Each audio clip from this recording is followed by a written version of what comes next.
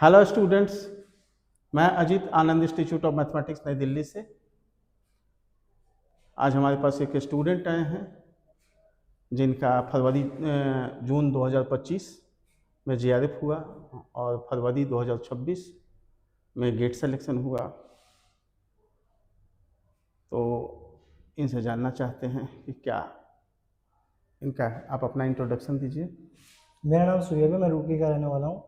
जून 2025 का मेरा जीआरएफ हुआ है। कितना रैंक है? 161 रैंक है उसका। और पाईएम से मैंने स्टडी की है। और फरवरी में गेट फरवरी में गेट हुआ है और गेट में रैंक मेरी 263 रैंक है, 263। अच्छा, तो आपका आपने बीएससी एमएससी कहाँ से किया? बीएससी एमएससी मेरा स्टेट उत्तराखंड से ही हुआ है। उत्तराखंड से हुआ, रुड़की से? रुड़की से ही हुआ। अच्छा,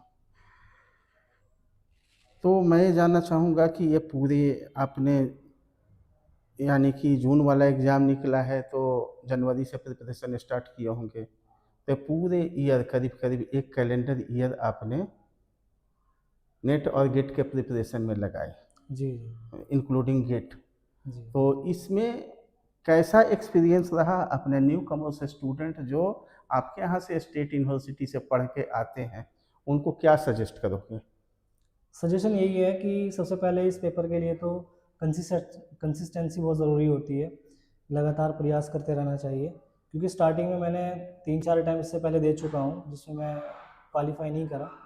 कोई सी भी कैटेगरी में मैं क्वालिफाई नहीं करा था। 2024 में मैंने पहली 3rd कैटेगरी में क्वालिफाई किया था, जबकि मैं कोशिश कर रहा था कि इसमें मैं कम से कम एलएस तो मैं क्वालिफाई हो जाऊँ, लेकिन मेरा नहीं हुआ।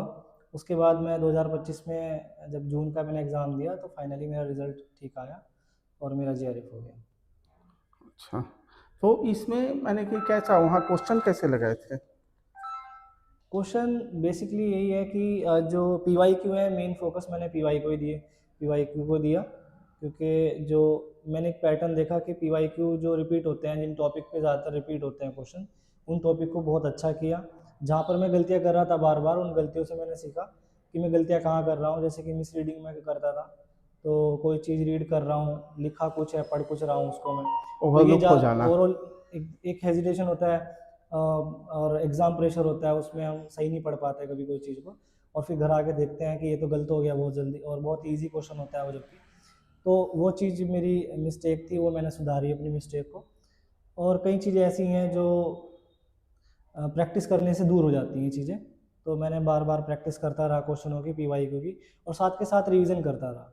रिवीजन बड़ा फैक्टर है इसमें, कि अगर आप क्वेश्चन करते हो और कोई चीज़ आपको याद नहीं आ रही है, कि जैसे कि लीनियर अलजेब्रा है, रियल एनालिसिस है, कोई टॉपिक ऐसा है जो आपका छूट गया कहीं से और उसी टॉपिक पे क्वेश्चन आप लगा रहे हो, तो आपको ये याद आता है कि आपने ये वाला टॉपिक नहीं करा है, तो आपको ये चीज़ क्या है, फिर आपको नोट्स पे लेके जाती है। नोट्स आप प्रिपेयर करते हो, फिर दोबारा से फिर नोट्स में आप पढ़ाई करते हो उसके लिए, तो क्या होता है कि उसी टाइम पे वो टॉपिक क्लियर हो जाता है। अगर आप शुरू से लेकर एंड तक चलोगे तो हो सकता है उस टॉपिक पे आते आते आपकी रिदम इतनी हो जाए कि आप उस टॉपिक को छोड़ दो, तो थक गए कि भाई यहाँ तक आते आते हमने तो पूरा सिलेबस कर लिया है। लेकिन बीच में अगर कुछ क्वेश्चन हम प्रैक्टिस करते हैं, तो क्वेश्चन में हम ये देखते हैं कि जैसे कि कुछ 10 क्वेश्चन मैंने सपोज दैट उठाए, तो 10 में से मैंने 8 क्वेश्चन तो अपने आप कर लिए, लेकिन 2 क्वेश्चन मैं नहीं कर पाया। तो मुझे पता चलता है कि ये 2 जो क्वेश्चन थे वो किस टॉपिक से आए थे, और वो टॉपिक मेरा सही नहीं है, तो ये मुझे पता चलता है कि ये टॉपिक मुझे ज़्यादा पढ़ने हैं। तो इससे बेनिफिट होता है कि पीवाईक्यू लगाने से, कि मेरे टॉपिक कौन से स्ट्रॉन्ग नहीं है, क्योंकि हमें ये नहीं पता चलता ज़्यादा टाइम कि हमें कौन से टॉपिक ज़्यादा पढ़ने हैं, कौन से कम पढ़ने हैं। कई बार ऐसा होता है जो इजी टॉपिक होते हैं हम बार बार उन्हीं को रिपीट करते रहते हैं, और वो इतने रिपीट कर लेते हैं कि हमें वो रट जाते हैं चीज़ें, कॉन्सेप्ट से हम थोड़ी सी अलग हो जाते हैं उन चीज़ों को। तो इसलिए पीवाईक्यू करें, और पीवाईक्यू इस तरह करें कि जैसे कि क्वेश्चन लगाए उसके बाद रिपीट स्टार्टिंग से कर दें, जिससे हम उन क्वेश्चनों को भूल जाएं, उनके ऑप्शन भूल जाएं। कभी कभी ऐसा होता था कि जैसे कि हमने 100 क्वेश्चन लगा लिए, लेकिन 100 क्वेश्चन लगाने के बाद हमें क्वेश्चन के ऑप्शन पता रहते थे कि इसका बी है, तो हमें करने का मन नहीं करता था कि इसको कैलकुलेट क्यों करें। होता ये था, फिर उसके बाद हमने क्या किया कि उसको हमने भूलने की कोशिश करी कि दूसरे टॉपिक को स्टार्ट कर दें, जिससे वो माइंड में मिक्सअप हो जाए। डिलीट हो। जब दिमाग से डिलीट होगा, एट द रैंडमली हम सामने देखेंगे क्वेश्चन, ये क्वेश्चन कैसे किया था, फिर हम उसके कॉन्सेप्ट पे जाएंगे, ना कि उस पे जाएंगे कि ऑप्शन क्या था। और अगर बार बार उसी चीज़ को करते रहेंगे, दोहराते रहेंगे, तो फिर हमारे ऑप्शन दिमाग में रहेगा, इसका तो बी था, तो बी हम ऑप्शन जब लगाएंगे टिक, तो हम सोचेंगे इसको प्रैक्टिस क्यों कर रहे हैं, ये तो बी है, इसका सी है, इसका डी है। तो हमें उसको थोड़ा सा भूलना भी है दिमाग से, फिर उसके बाद दोबारा प्रैक्टिस करना, फिर उससे कॉन्सेप्ट अपना अच्छा बनाना। तो इस तरीके से करना चाहिए, मैंने जैसे हमारे किया। पास ऐसे प्रश्न जब आते हैं पहले ना कि पूछते हैं बच्चे कि सर ये ओवर लुक का परेशानी को कैसे हटाया जाए, या बार बार दे रहे हैं और वो क्वेश्चन विथ ऑप्शन याद हो रह जा रहा है और जल्दी से लगा ले रहे हैं, तो मैं उसको राय देता हूँ कि इस क्वेश्चन को डिस्क्रिप्टिव लगाओ, बिल्कुल ताकि आपको वो पूरी परेशानी ही खत्म हो जाए। बिल्कुल सर, सही कहा। डिस्क्रिप्टिव लगाइए, चीज़ें ठीक हो जाएगी। जी जी माने PYQ को डिस्क्रिप्टिव आंसर देना, जी, एक एक स्टेप लिख करके। बिल्कुल सर, अगर नहीं हो रहा है तो फिर थ्योरी पर जाइए, उसको समझिए। बिल्कुल सर। अच्छा, इसके बाद है नेट में ये अक्सर देखने में आता है कि लास्ट मंथ जैसा 2 महीने बच रहे हैं अभी कमिंग एग्जाम में, तो बच्चों को क्या करना चाहिए लास्ट 2 मंथ में? सबसे पहले तो ये है सर, जो सबसे ज़्यादा स्ट्रॉन्ग टॉपिक है उन्हीं पर बेस क्वेश्चन बनाने चाहिए। कभी भी एकदम से लास्ट टाइम में टफ टॉपिक स्टार्ट नहीं करना चाहिए, क्योंकि इस पेपर के लिए ना कॉन्फिडेंस बहुत ज़्यादा ज़रूरी होता है। और अगर हम टफ टॉपिक उठा लेंगे, जैसे फंक्शनल एनालिसिस उठा लेंगे या टोपो उठा लेंगे, तो हमारा क्या होता है ना कि कुछ टॉपिक उनमें से कुछ क्वेश्चन आएंगे, लेकिन हमारा मोरल गिर जाएगा अगर हम क्वेश्चन नहीं कर पाएंगे। तो हमें वही क्वेश्चन करने चाहिए लास्ट टाइम में, जो हमें पता है कि इस टॉपिक पे मेरी पूरी अच्छे से कमांड है। बिल्कुल। तुमने करीब करीब 1 साल पूरे कैलेंडर ईयर, क्योंकि 2 कंसेक्यूटिव एग्जाम जब निकले हैं, तो अपने पूरे ईयर जो हैं अपने आप को मेंटेन कैसे रहा? क्योंकि स्टूडेंट के अक्सर ऐसे बात आते हैं कि वो कंटिन्यूटी मेंटेन नहीं रख पाते, डेली स्टडी जो कहते हैं, एक रूटीन वर्क, तो उसको कैसे मेंटेन करे वो? थोड़ा सा इस पे बतलाना। सर डेली रूटीन हम सोचते हैं ना कि बनाने से बन जाता है। कुछ लोग सोचते हैं कि पेज के लास्ट पेज पे लिख देंगे 9 बजे हम ये करेंगे, 10 बजे ये करेंगे, 11 बजे करेंगे, कभी फॉलो नहीं होता सर। कोई भी इंसान, ह्यूमंस है हम, रोबोट्स तो है नहीं कि आपने कमांड दे दी कि आपने ऐसे से करना है तो ऐसे से ही करा जाएगा। बिल्कुल। और कॉन्सिक्वेंसेज आते रहते हैं कि कभी कभी भाई तबीयत खराब हो गई, कभी कभी मन नहीं कर रहा, जी नहीं कर रहा, कभी कभी हमने खाना ज़्यादा खा लिया तो टहलने का मन कर गया। तो हमें है ना 24 घंटे यही सोचना है कि 24 घंटे पढ़ना है। तो आपके शेड्यूल ऐसे बनते चले जाएंगे कि आपको टाइम निकालना उसमें काम का पड़ेगा, ना कि पढ़ाई का टाइम निकालना पड़ेगा। मैं मानता हूँ कि 24 घंटे आप सोचो कि मुझे पढ़ना है, और जो टाइम निकला मुझे वो काम करना है। ये नहीं करना कि मुझे पढ़ाई के लिए टाइम निकालना है और काम के लिए सारा टाइम रखना है, तो हम काम के लिए ही रह जाएंगे, फिर टाइम पढ़ाई के लिए निकल ही नहीं पाएगा। तो मैं तो यही सोचता था कि जब भी मेरी जैसे कि मुझे सोने का जैसे कि ज़्यादा मन करता है, तो जैसे ही फ्रेश हुआ, उठा, तो किताब उठा ली, पढ़ना शुरू कर दिया, और जब तक के नींद नहीं आई जब तक के पढ़ता रहा। मतलब साफ है कि बच्चे जो पढ़ाई के लिए टाइम निकालते हैं, वो पढ़ाई के लिए टाइम नहीं निकालना है, काम आपको के लिए, काम के लिए टाइम जी निकालना जी है। जी, पढ़ाई में से। पढ़ाई अपने आप छट के निकल जी जाएगा। बिल्कुल बिल्कुल, यही तो कहना है। हाँ, ये बिल्कुल सही चीज़ है। एक चीज़ें और मैं पूछना चाहूँगा तेरे से, अपने स्टूडेंट्स के लिए जो तुम्हारे जूनियर्स हैं तैयारी कर रहे हैं, वो नेट और गेट, मैं जैसा सजेस्ट करता हूँ कि जो PYQ हैं नेट के, गेट के, NBHM, TIFR या जो भी यूनिवर्सिटी CMI कहीं भी आए हुए हैं, तो ये कम से कम लगा के जाएं, कम बिल्कुल से सर, कम प्रैक्टिस इसकी करके जाएं। बिल्कुल सर। और अपने इससे बचा हुआ है तो टेस्ट के शेड्यूल को तुम कहाँ देखते हो? जो वीकली टेस्ट होता है या सब्जेक्ट वाइज टेस्ट होता है या फुल लेंथ टेस्ट होता है, इसको कहाँ? लास्ट समय में टाइम मैनेजमेंट पर मेरा फोकस ये है। बिल्कुल सर, टाइम मैनेजमेंट सर बहुत ज़्यादा बड़ा रोल प्ले करता है हमारा, क्योंकि लास्ट टाइम में हमें टेस्ट जितने ज़्यादा से ज़्यादा हो सके उतने देने चाहिए। पहले मैंने फुल लेंथ टेस्ट देने शुरू किए थे, कि एक दिन में 2 टेस्ट।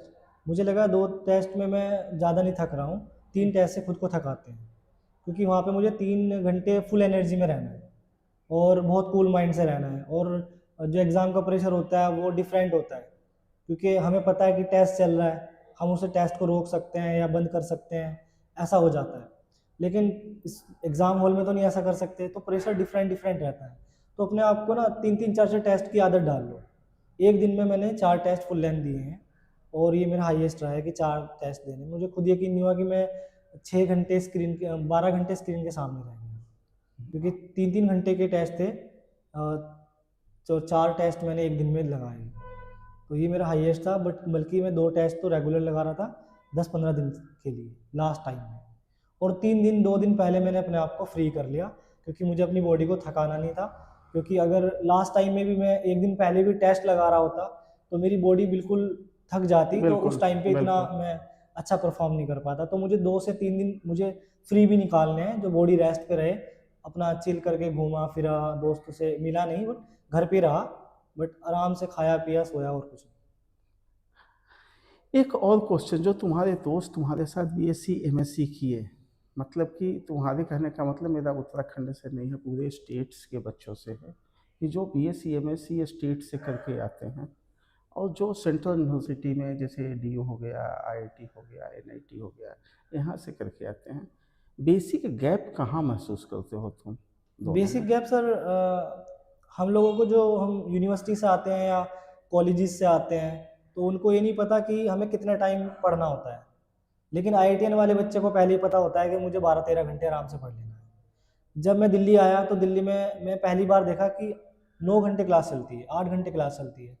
तो मैं यहीं आके शौक हो गया कि 8 घंटे बच्चा अगर क्लास में बैठा रहेगा तो रिवीजन कब करेगा घर जाके, नोट्स कब बनाएगा।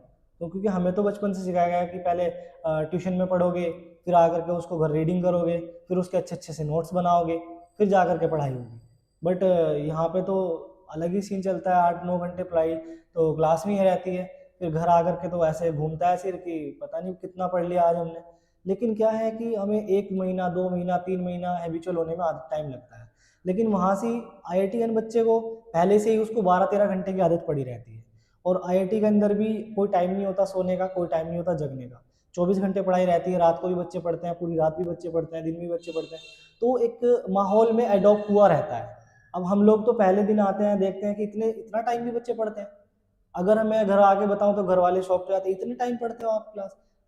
टीचर भी हमारे, जो जो हमारे पेरेंट्स हैं वो भी सोचते हैं कि 2-3 घंटे क्लास चलती होगी। जब हमने बताया 8 घंटे क्लास चलती है, 4 घंटे एक टाइम चलती है, 4 घंटे एक टाइम चलती है, और बीच में 1 घंटे का सिर्फ रेस्ट मिलता है। और अगर दोपहर का अगर खाना हमने थोड़ा सा ओवर खा लिया तो हमारी आंखें खुलनी भी बड़ी मुश्किल होती है। हम ऐसे आँखों को खोल खोल करके क्लास को देखते हैं। तो समझ में कितना आता होगा, नहीं समझ में सारा आता है। नहीं, समझ में ऐसा नहीं है कि समझ में नहीं आता, क्योंकि बीएससी एमएससी में वही पढ़ा है हमने, उसी को ही प्रूफ कर रहे हैं बार बार चीज़ों को, और अच्छे से एनालिसिस करके पढ़ाया जा रहा है हमें, तो समझ में तो सारा आता है। लेकिन वही है कि हमें 8 घंटे का आदत बनाई नहीं पड़ती है। मुझे तो जेआरएफ करने के बाद ये लगता है सर कि हमारी स्टडी जेआरएफ के बाद स्टार्ट होती है, बिल्कुल। क्योंकि हमें सिर्फ बैठना सिखाया जाता है कि 8-9 घंटे बैठा कैसे जाता है। फिर मैं देखता हूँ, फिर मैंने जब लाइब्रेरी ज्वाइन करी तो वहाँ पे 12-13 घंटे बच्चे ऐसे बैठते हैं जो जो यूपीएससी की तैयारी कर रहे हैं। तो हम देख रहे हैं कि यार ये तो 13-14 घंटे बैठा ही रहता है यहाँ पर, पढ़ता ही रहता है, और विदाउट फ़ोन के। जबकि आजकल की जनरेशन और हम भी हैबिचुअल यही हैं कि फ़ोन चाहिए हर 2-3 घंटे बाद। तो वो आदत हमें छूट जाती है यहाँ पे आकर के। तो ये एक बेनिफिट मुझे, या ये मुझे गैप दिखता है दोनों में, कि आईआईटीएन स्टूडेंट जो होते हैं, आईआईटी से जो पढ़े हुए होते हैं, उनको पहले से आदत होती है 8-9 12-13 घंटे पढ़ने की, और यहाँ पर हमें नहीं होती है इतनी पढ़ने की आदत। तो लास्ट में पाईएम में तुमने पढ़ाई की, कैसा लगा यहाँ का इन्वायरमेंट, टीचिंग कैसा रहा? पाईएम का इन्वायरमेंट सर पॉजिटिव इन्वायरमेंट है, अच्छा लगा मुझे यहाँ पे आकर के, क्योंकि यहाँ पे स्क्रैच से सिखाया जाता है पहली बार। क्या पे यहाँ पे कोई बच्चा अगर मैं तो ये भी कहूँगा कि अगर बीएससी का बच्चा भी आके बैठ जाए नेट की क्लास में, उसको भी सारा समझ में आएगा, क्योंकि स्टार्ट ही बेसिक से इतना हो रहा है। इतना बेसिक से स्टार्ट, इतना कौन बेसिक से स्टार्ट करता है कि पोलिनोमियल दिखाएगा और पोलिनोमियल के रूट्स निकाल के दिखाएगा। यहाँ पर वो सब चीज़ें होती हैं। ऐसा नहीं होता कि सीधा डायरेक्ट एडवांस पे लेके जाया जाए और बच्चे को डरा दिया जाए कि नेट की तैयारी बहुत ही ज़्यादा टफ होती है। हालांकि इतनी ज़्यादा टफ तैयारी को भी इतनी आसान तरीके से कराया जाता है, तो वो लगता है एक फैक्टर की बहुत अच्छा इंस्टीट्यूट है, और बहुत अच्छे फैकल्टीज़ हैं, बहुत अच्छी गाइडेंस है, और काफ़ी सपोर्टिव टीम है यहाँ पे। चलो, best of luck for future. अभी इंटरव्यू काफ़ी देने होंगे, आईआईटी वगैरह का एग्ज़ाम आ रहा है, उसके लिए इंटरव्यू की तैयारी करनी है, अच्छे से टॉपिक सिलेक्शन, अच्छे से इंटरव्यू देना। Best of luck for future, और समय मिले आते रहना। जब भी पाईएम की ज़रूरत महसूस करोगे, पाईएम पीछे ही दिखाई देगा। Thank you sir. Best of luck.